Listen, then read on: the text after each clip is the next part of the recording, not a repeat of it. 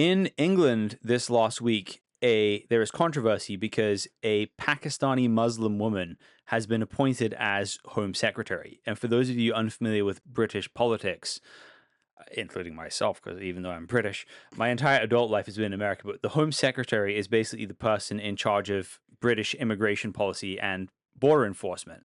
In England recently, there have been lots of arguments about immigration, especially Muslim and Pakistani immigration to the UK. And there is now widespread controversy over appointing a Pakistani Muslim woman over British immigration policy. What do you guys think about this? I think she's well deserved appointee, I would say. There is nothing wrong. She's British. She was born in there, right? And she made her way up. It's not that she was cherry picked or she was walking down the street, hey, come in, because, and she's very, I would say, conservative in her immigration approach. I saw her comment or her introductory speech, I would say, in her native language, that is from Pakistan, Kashmiri language. She was talking to Pakistan and India's governments that, we will send these people back and you have to accept them. We do not have laws or things to accommodate them. If our law doesn't approve them, then you have to take them back. So I think seeing that is a sort of I won't say gratification, but I see that, Pakistani community has been looked down upon in UK, because as I see, most of them are uneducated and do not have the right ethics and moral values. But people who are climbing up the ranks, just like this lady, I think it's a good way to see, people contributing in a positive way in impacting the society in a more better way. I don't really know what the right answer is, to be honest with you. It could be a good thing, could be a bad thing. I think that I tend to watch the responses on social media, uh, and there was a lot of negative response on social media because Because she's brown, she's from Pakistan. no, That's the no, I response. mean it was more like you're letting the foxes, putting the foxes in charge of the hen house, right? Like, I think it's also important to understand that, like, the controversy that this is based around is not something that just happened. Like, the UK had a very open and welcoming immigration policy, for probably more generous than a lot of other European nations, for a very long time. It still does. And you know the internal political machine, right?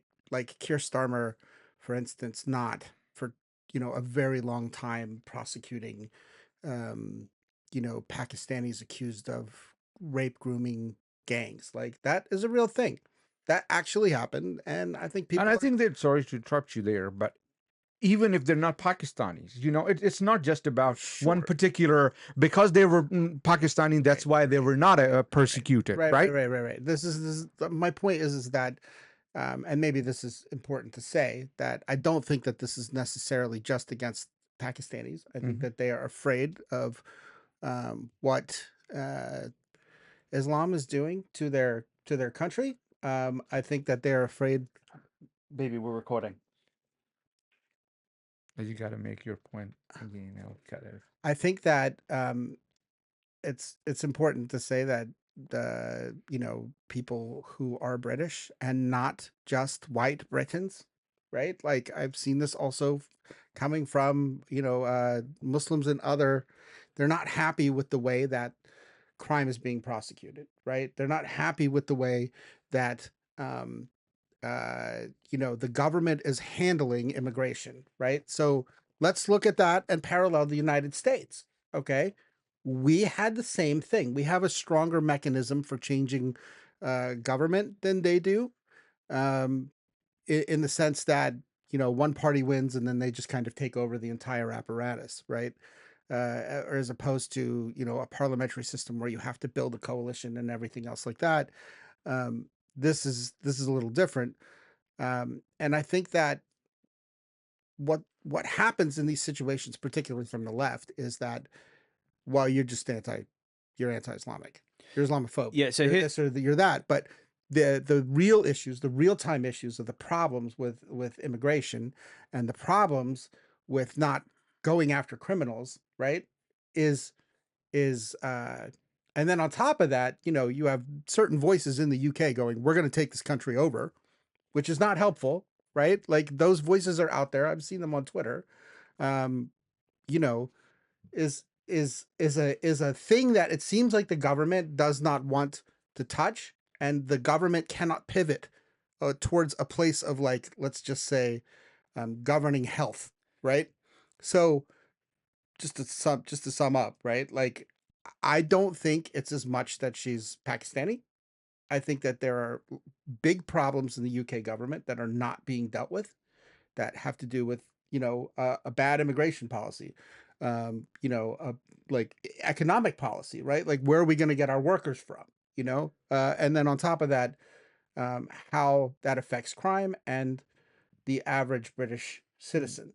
So, you know, her aside, like, people are looking at it and they're going, well, you know, does this look like it's more of the same line of thought that led us to this problem, Mhm. right? Like, are you just appointing somebody who's going to be soft to your policies that brought us here? That's what I'm seeing, right? Okay. so I think it's 100% because she's Pakistani, and let me explain why. So in England, there has been large waves of like mass immigration, followed up by a political elite class which preach political correctness, which means that if you criticize somebody's culture, you're sort of backwards. You're racist, right? So that means that if any white British person has any criticism of the culture of British Pakistanis at all, you're racist. And the Pakistani prosecutor who oversaw some of the grooming gang inquiries specifically said that one of the reasons this was not dealt with properly is because you have white British prosecutors I would agree with that. afraid Yep. to appear racist, therefore didn't dig diligently enough Yep. into these foreign born or some so native born Pakistani grooming gangs, right? That's actually really accurate. I So, remember reading up, and the prosecutor was like, I wanted to go after again, them. and And a Pakistani guy is yep. saying this, right? And so immigration in general is a hot button topic in England right now. And the Pakistani community, for better or worse, is front and center of that. And people are concerned, and people are diagnosing a real problem in British society, but then again, painting all British Pakistanis with the same brush, unfortunately. That's the problem. Right. So then when people when that's the kind of popular mood, when there's suspicion of the Pakistani community in general, to then appoint somebody from that community to a lot of British people feels like um, the enemy army is besieging the city, and now we've just appointed somebody from that same country as gatekeeper. Well, at the Right. very least, it feels tone deaf. Right. Yeah. That's what it feels like. However, I have a different take on what I think is actually happening here. Um, I think I also think she's picked because she's Pakistani, because I think the British government is trying to crack down on immigration. And if you want to crack down on Pakistani immigration to England, who do you appoint? You appoint the best racist. Yes, I think one aspect of it is the best racist. Yes, we all are, and to some degree. Let's agree to disagree on that. What I would say to this is the dilemma of Islam. I think there are problems with Islam, but it is not that every Muslim living in UK is a threat to UK. Agreed. Right. Absolutely. So, and every person that is in UK, or particularly Muslim and particularly Pakistani, is not working to incorporate itself in the greater British culture, right? So the margin is educated versus non-educated. I see it always like this: there are educated people, learned people who want to incorporate in society and give space. For example, many different culture can exist within a society peacefully and harmoniously. There's no problem. If my neighbor is Vietnamese and I live in a Vietnamese culture, I don't mind living in a Vietnamese culture as long as they're respectful of my culture, right? It is when you cross boundaries with each other, you want to enforce your ideas. That's where the problem is. I do not see any problem inherently being someone from Pakistan living in UK, or if they are born in UK, they are equal citizens to any white person that is born there. Sure. And they have the equal rights to go in the government and be the part of the government. There's no problem in it. What would you say then in response to, like, there are a bunch of Muslim mayors, right? Like there are a lot of Muslims involved in government there, right? Like there's you know a huge Muslim governmental um presence. Yeah, but they're not there by force. They're by the people's choice. No, by the people's choice. That's what I'm saying. So I would say that, like, eh, the I don't know if the problem is tolerance, right?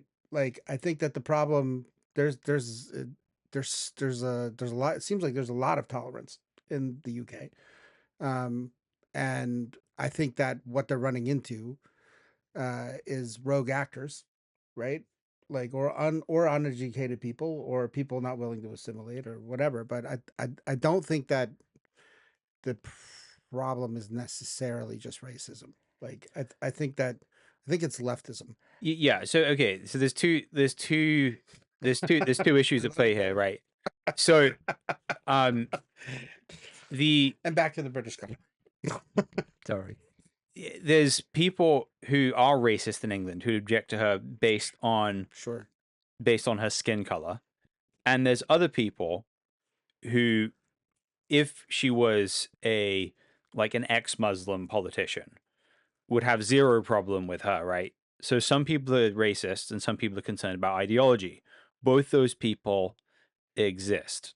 And the point I'm making is that what I actually think the British government is doing by appointing her is anybody else doing what I think she's about to do is going to be accused of being racist. Exactly. And she's going to be the hardest possible person to accuse of being racist I would agree with that. in this issue. Like that's what It might be politically brilliant. Yeah, it's a smart move. I heard her speech, and the way she was talking, and the way she's appointed is like Britain is gonna enforce more strict policies over immigration because it's overwhelming for Britain, right? So appointing a Pakistani which cannot be accused of or alleged of racism, so that's a perfect move.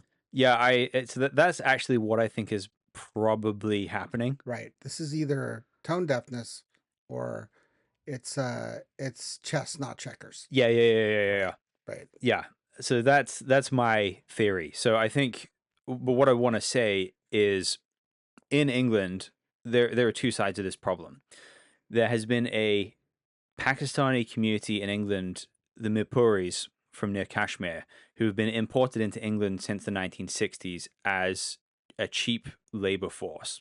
People who had connections to England because of the activities of the British Empire in the Indian subcontinent. And I think these people were brought to England in a way that's short-sighted. And these people were never really embraced by the British culture, nor did they embrace the British culture. And there are two sides of that problem. Like the side of them not being prepared to embrace the culture of the country they're moving to is a problem. At this point, people who've been born there for generations, there's no way of fixing that. We can't make anybody appreciate the culture they're in by force or coercion. And you can't deport British citizens back to Pakistan, right? That's just not a way forward. But what is the way forward, and the kind of things that we're advocating for the Al Maida Initiative, is go the extra mile to embrace your Muslim neighbors, to make friends with your Muslim neighbors, to have reasonable conversations with your Muslim neighbors. And again, we keep using this word, differentiate. You need to be able to see the difference between people who are actually malevolent actors and then regular people who are just your neighbors. And what we've seen through these Pakistanis in the UK, yeah, some of them have caused problems, but others have elevated their status. Some of them are now lawyers and people in the government. And you may disagree with some of the positions that they're taking in the government, but Shabana Mahmood, I believe is her name, she'd be an ally in the culture wars in some ways, right? She's been advocating for J.K. Rowling with all the sort of trans stuff. It's only through embracing the people in front of you, only through making friends with people by being neighborly to people, and yes, disagreeing where you disagree and not being afraid to voice your opinion. Delete the political correctness. Say what you really think, but say what you really think while moving closer towards the people right next to you. Thank you for listening to Christ and Caliphate. We will be back next time.